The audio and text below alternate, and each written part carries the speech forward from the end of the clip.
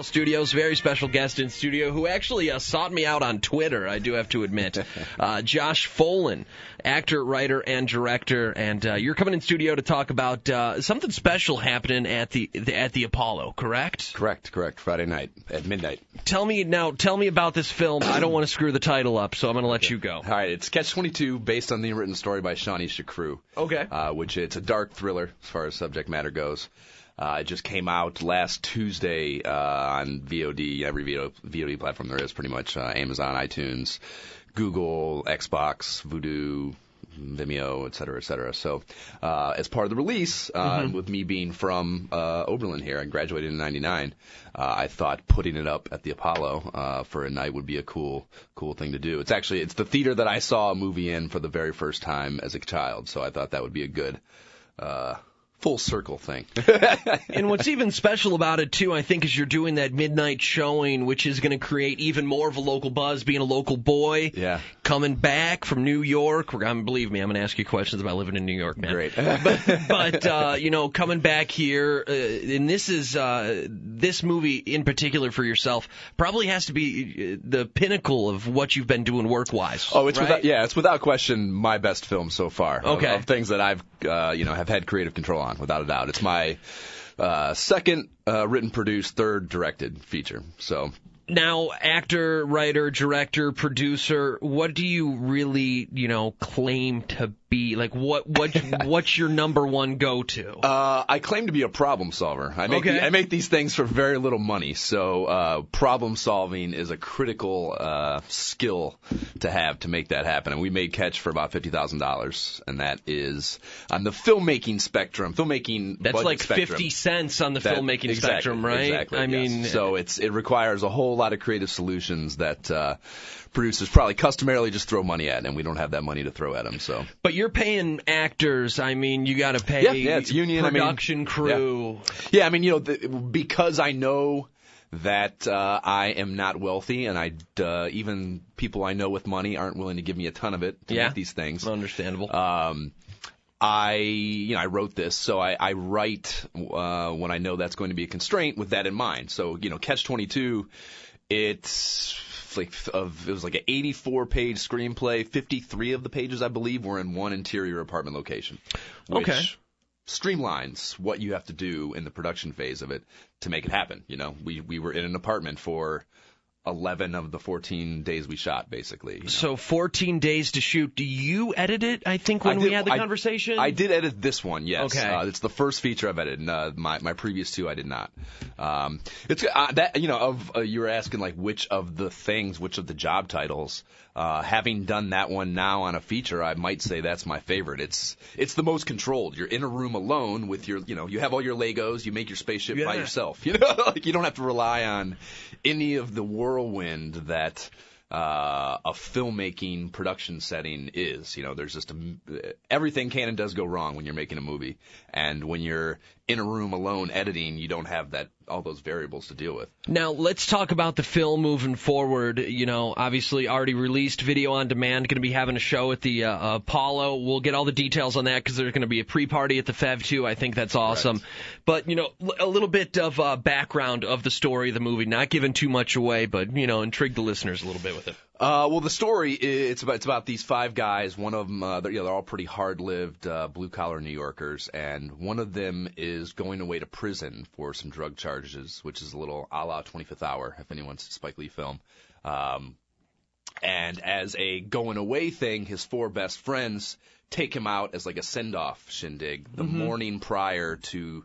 He's out on bail, and he has to, turn himself back in. Yeah. The morning prior to him turning himself back in, they take him out, and the story starts at sunset of that day prior, and they're waking up in one of the guys' apartments. And they don't really remember how the day wound down or why they're passed out. Partied hard. Yes, and there is a dead girl in the apartment with them. Okay. In the bathtub. So the immediate is kind of what happened. Why is she here? Does anyone know anything? And it's about kind of trying to sorting that out and figuring out why that's the case, and none of them claim to know why it is. But in the long run, it's much more about these five guys have known each other all their lives, 30-some years, and there's a lot of stuff that's happened between them that is actually worse than the current scenario. So it's about the dead girl is kind of a catalyst to get them to start addressing and dealing with and talking about some of the worst things in their history together and working through all that while, juxtaposed with the physical situation of actually physically dealing with the girl. Now, but having it be a thriller, when you were writing this, you really had to be conscious of, do you almost put yourself in the position of someone in a theater or at home watching the movie, and you want to keep them on the edge of their seat, right? Oh, yeah. You always kind of have to bounce back between being a writer and being someone also that enjoys film, because you mentioned Spike Lee, so obviously, you have a background in watching some good stuff. That is what a writer is. As a writing is manipulation. Writing is knowing what the person sitting there reading it, watching it, whatever the end medium for it is, how they are going to, what the emotional response to that's going to be, so you certainly, particularly the more you do it, like what emotion is that thing that I'm doing right here, and what do I want to follow that up with, and what's the through line of getting the responses that you want out of the audience. So yeah, I mean, in a thriller in particular, the idea is to consistently be eliciting stuff out of the audience. Yeah, so no question, there's no doubt. Very good. Again, Catch-22. I'm going to let you finish. Let me try it. Take a whack at it. Based on the unwritten story by seanie, sugrue. Nailed it. Yes. Josh Folan in studio. We're going to take a break, play a song, take a break. I want to talk about this ongoing documentary series called Batteries Not Included. Focuses on nostalgia. I think that's going to be pretty cool, too. We'll talk about NYEH Entertainment also. Get all the details for the showing at the Apollo for the movie and also the pre-party. But we're going to get some Dierks on real fast here on OBL. All right, Josh Folan in studio. We got 7 minutes till news time, bottom of the hour. Talking Catch-22, based on the unwritten story by seanie, sugrue. Nailed it twice. 2 for 2. But, okay, details on everything going on with the Apollo and, of course, Corpse Reviver Cocktail Soiree. Tell me about all these details. Absolutely. It's it's Friday night, and we're starting at 9:30 at the FEV, 30 South Main in Oberlin. And I called it a Corpse Survivor cocktail soiree. The idea is that we're doing specialty cocktails, Corpse Survivors, which is kind of somewhat of a martini variation. Okay. And obviously the name is apt for a dark thriller about a dead girl in a bathtub. So that goes 9:30 to 11:30-ish, and then I'm going to walk everyone over to the theater, which is pretty much right across the street, around the corner, to the Apollo Theater for the showing at midnight. Then we'll watch a movie. Now, typically midnight showings of movies have an extra special feel to them. I mean, with big releases that come out, midnight showings are huge.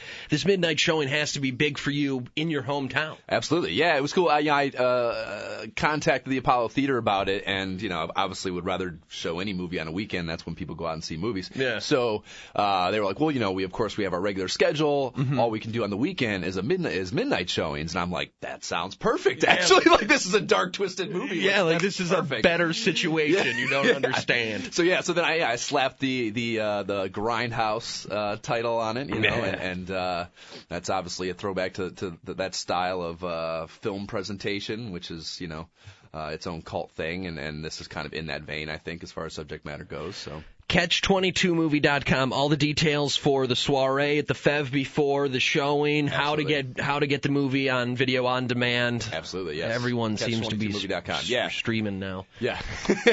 DVDs will be out eventually. I got family members, local, older family members that when the DVD. I'm like, there'll be one eventually, but I sent you a link with the movie. There's a whole cost involved with that, Graham. But all right, let's talk about this. I think this is something really cool. Talking about nostalgia.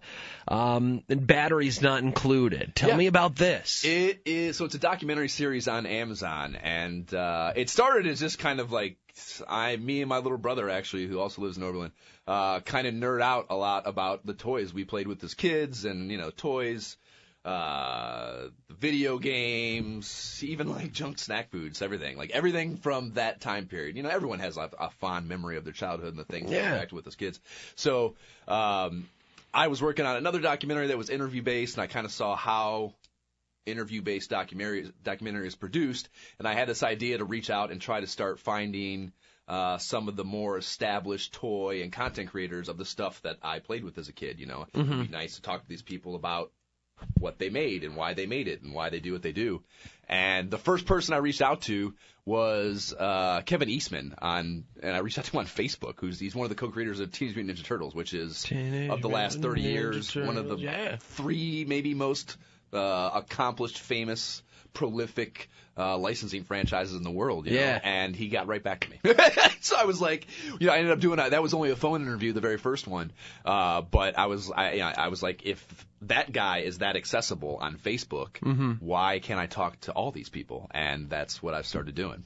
How can people find out about Batteries Not Included? So that is, you just go to my production company website, nyehentertainment.com, and all my work's on there. Batteries Not Included is one of the things you can find. And you can also just search for it on Amazon. You can watch it on whatever device you watch Amazon content on, and just type in Batteries Not Included. And there, it's divisible by season, so each interview is a season of small episodes, basically. All right, very cool. NYEH Entertainment, kind of the umbrella for yourself of everything that you have going on, even outside of Batteries Not Included, Catch-22, things like that. Correct. So it's important to kind of, get yourself out there and an umbrella, I guess, would be a way I have to other put stuff. it. Yeah, no question. You want to brand yourself, and that's my brand. Okay, very good. All right, you grew up in Oberlin, graduated Oberlin High in '99. You went to Ohio State, so you started getting the feel of a big city, and then you've been in New York for 11 years now. How does that transition work out for you? And then now, how's this transition coming back to Oberlin from literally, you were in New York, yesterday morning, I think? Yes, I woke up in my bed in Midtown Manhattan yesterday morning. Wow. It's been it was certainly never the plan. I mean, I graduated from Oberlin when I was looking at schools, which I decided to go to school at all very late in the game. But I was looking at it was either UC, Cincinnati, or I couldn't afford to go out of state, so either UC or Ohio State because they were bigger. And I thought a big school, I won't see the same people every day like you do growing up in Oberlin. And that's how I chose OSU. And after 5 years of being down there, I did know everyone, or at least I felt like it. So, nice. I had some work stuff opportunity come out in New York, come up out in New York, kind of on the periphery of what I'm doing now, and I just figured, why not? You're only young once, and at the worst, you can just come back. Right? You'll always have a bed to sleep in at your brother's, right? Exactly. Or couch. Yeah. But again, catch22movie.com, all the details, the Corpse Reviver cocktail soiree happening at the Fev, 30 South Main Street. That's going to be going on at 9:30, going to 11:30. Then you're going to march or stumble everyone over to the Apollo. Correct. Very cool. Catch22movie.com, NYEHentertainment.com to find out everything going on with Josh Folan. Josh, thank you for the interview this morning, man. Awesome talking to you. Likewise, man. Thank you so much. Likewise, man. Thank you so much.